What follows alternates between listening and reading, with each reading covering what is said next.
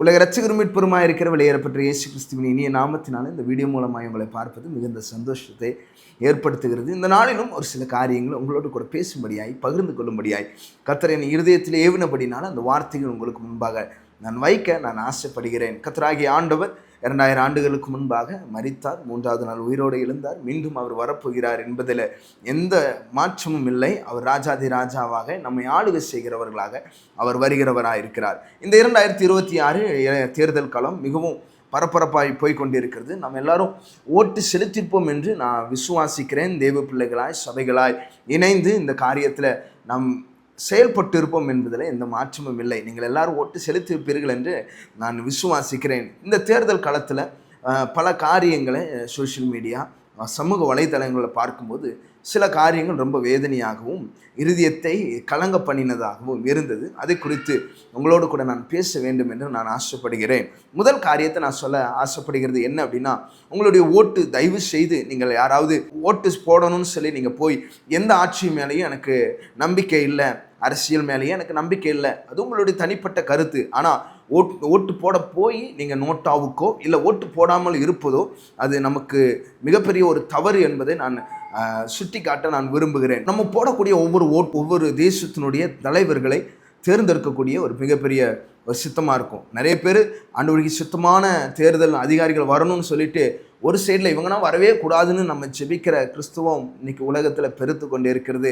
முதல் காரியம், நீங்கள் ஓட்டு செலுத்துறது யாருக்காக இருந்தாலும் தைரியமாய் நீங்கள் போய் நீங்கள் ஓட்டு செலுத்த வேண்டிய ஒரு கட்டாயத்துக்குள்ளே இருக்கிறோம். நோட்டாவுக்கு தயவு செய்து நீங்கள் செலுத்தாதீங்க, அதே போல் நோட்டுக்கும் செலுத்தாதீர்கள். நோட்டு அப்படின்னு சொன்னால் என்ன பிரதர் நீங்கள் அப்படி சொல்கிறீங்க அப்படின்னா, இலவசமாய் கொடுக்கக்கூடிய எந்த பொருளையும் பணத்தையும் வாங்கி ஒரு தெய்வ பிள்ளை, ஒரு ரட்சிக்கப்பட்ட பிள்ளை ஓட்டு செலுத்தக்கூடாது என்பதில் எந்த மாற்று கருத்துமே இல்லை. நீங்கள் தயவு செய்து நீங்கள் ஒருவேளை பணத்தை வாங்கி நீங்கள் அதே கட்சிக்கு போட்டாலும், இல்லை பணத்தை வாங்கிட்டு நான் மற்ற கட்சிக்கு தான் நான் போட்டேன்னு நீங்கள் செய்தாலும் நிச்சயமாய் தெய்வ சமூகத்தில் நியாயத்தீர்ப்பில் நீங்களும் நானும் நிற்க வேண்டிய ஒரு அவல நிலைமை இருக்கிறது. நான் கடைசியாக ஒரு காரியத்தை நான் சொல்ல ஆசைப்படுகிறேன். இன்றைக்கி இந்த 2026 தேர்தல் களத்தில் அநேக அரசியல் தலைவர்களை அநேக ஊழியர்கள் சப்போர்ட் பண்ணியிருக்கிறீங்க. அநேக சபைகளுக்குள்ளாக அவர்களை கொண்டு வந்து நிறுத்திருக்கு. நிறைய காரியங்கள் இது நடந்தது நம்ம எல்லாரும் அறிந்திருக்கிறோம். இதில் எந்த மாற்று கருத்தும் இல்லை. நான் ஒரே ஒரு காரியத்தை நான் கேட்க ஆசைப்படுகிறேன். நம்மளுடைய ராஜ்யம் பரலோகத்தில் இருக்கிறது. நம்மளுடைய முழங்கால் தான் நம்மளுடைய தேசத்தினுடைய ஆட்சியின் மாற்றத்தை உண்டு பண்ண முடியும் என்று நான் விசுவாசிக்கிறேன்.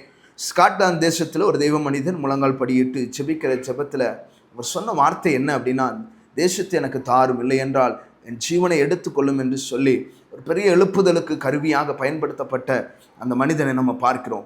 இன்றைக்கி ஏன் தேசத்தில் இப்படிப்பட்ட மறுரூபம் இல்லை அப்படின்னா, நம்ம இன்னைக்கு ஆண்டோடைய பாதத்தில் அமர்ந்திருக்கிறோமா, இல்லை அரசியல் தலைவர்களுடைய பாதத்தில் அமர்ந்திருக்கிறோமா? நீங்கள் எந்த கட்சிக்கு வேணால் ஓட்டு செலுத்துங்க, அதற்கு நான் எந்த காரியத்திலுமே அதற்கு நாங்கள் தடையாக இல்லை. நான் ஒரு சபையை நடத்தினாலும் அந்த சபையில் எல்லா தேர்தலுக்காய் நாங்கள் ஜெபித்தோம், தேர்தல் களத்தில் நாங்கள் கொண்டு வந்தோம் எல்லா காரியத்தையும். ஆனால் சபையில் எந்த ஒரு காரணத்தில் கொண்டும் நாங்கள் இன்னாருக்கு ஓட்டு செலுத்த வேண்டும் என்று சொல்லி நாங்கள் எந்த ஒரு நிபந்தனையும் நாங்கள் வைக்கவில்லை என்பதை நான் மீண்டுமாய் நான் ஆணித்தரமாக சொல்லுகிறேன். சில சபைகள் சில காரியங்களே அநேக கட்சிகளுக்கு சார்பாக, இது கர்த்தருடைய பிள்ளைகளுக்கும் ஊழியக்காரர்களுக்கும் சம்பந்தம் இல்லை என்பதை நீங்கள் புரிந்து கொள்ளணும்.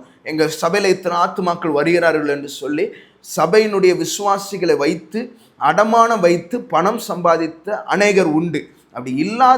அப்படி செய்திருப்போம் என்று சொன்னால் நியாயத்திற்கு நாட்களில் அல்ல, இந்த பூமியிலே நம் நியாயத்திற்கப்படுவோம் என்பதில் எந்த மாற்று கருத்துமே இங்கே இல்லை என்பதை நீங்கள் புரிந்து கொள்ளுங்கள். தயவு செய்து அன்பு தெய்வ பிள்ளைகளே, நீங்கள் ஒருவேளை சபையோ தேவ பிள்ளைகளோ நோட்டுக்காகவோ பணத்தை வாங்கி நீங்கள் ஓட்டை செலுத்திருப்பீர்கள் என்று சொன்னால் தேவ சமூகத்தில் ஒப்புரவாய் மனம் திரும்புங்கள். இனிமேல் ஓட்டுக்கு நான் பணம் வாங்க மாட்டேன், நோட்டாவுக்கு நான் போட மாட்டேன் என்கிற தீர்மானத்திற்குள்ள நீர் வர வேண்டும் என்று கர்த்தர் விரும்புகிறார். சபை எப்பொழுதுமே நான் சொல்லக்கூடிய ஒரு பெரிய ஒரு காரியம் ஒன்று உண்டு. திருச்சபை தான் தேசத்தை ஆளுகை செய்யக்கூடும். ஒரு தேவ பிள்ளையினுடைய முழங்கால் ஜெபம்தான் தேசத்தை ஆளுகிறவர்களை பாதுகாக்க முடியும் என்பதை நீங்கள் புரிந்து கொள்ளணும். அரசியல்வாதிகள் இவர்கள் வந்தால் நல்லா இருக்கும், அவர்கள் வந்தால் நல்லா இருக்கும், இவர்கள் வந்தால் சபைக்கு உபத்திரவம் துன்புறுத்தல், இது எதுவுமே நீங்கள் பொறுப்படுத்திக் கொள்ளாதீர்கள். தயவு செய்து பணத்திற்கென்று சபையை விற்று போடாதீங்க. சபையில் பணத்தை வாங்கி ஆத்துமாக்களை கணக்கு காட்டி நீங்கள் ஒருவேளை பணத்தை வாங்கி நீங்கள் ஓட்டுக்கென்று நீங்கள் செயல்பட்டு இருப்பீர்கள் என்று சொன்னால், அப்போஸ்தலனாகிய பவுல் ஒரு மனிதனை பார்த்து சொல்லுவார், பணம் உங்களோடு கூட சேர்ந்து நாசமாய் போகட்டும் என்று சொல்கிறார். இந்த வார்த்தையை வேதத்திலிருந்து தான் சொல்கிறேன். பணத்தை வைத்து பணத்தை வாங்கி அதில் நீங்கள் ஊழியத்தை செய்வீர்கள் என்று சொன்னால், அரசியலை சபைக்குள்ளே கொண்டு வந்திருப்பீர்கள் என்று சொன்னால், மனம் திரும்ப வேண்டிய கடைசி காலகட்டத்துக்குள்ளே நீங்களும் நானும் இருக்கிறோம் என்பதை மறந்து போயிடாதீங்க. நீங்களும் நானும் தேவனுடைய சமூகத்தில் நியாயத்தீர்ப்புக்கு நாளில் நிற்க வேண்டும் என்பதை அந்த ஒரு தெளிவோடு கூட நீங்கள் இருப்போம். தேவன் நம்மை ஆளுகை செய்கிறவராக இருக்கிறார். நம்மோடு கூட இருந்து பெரிய காரியங்களை செய்வார். God bless you. ஆமென்.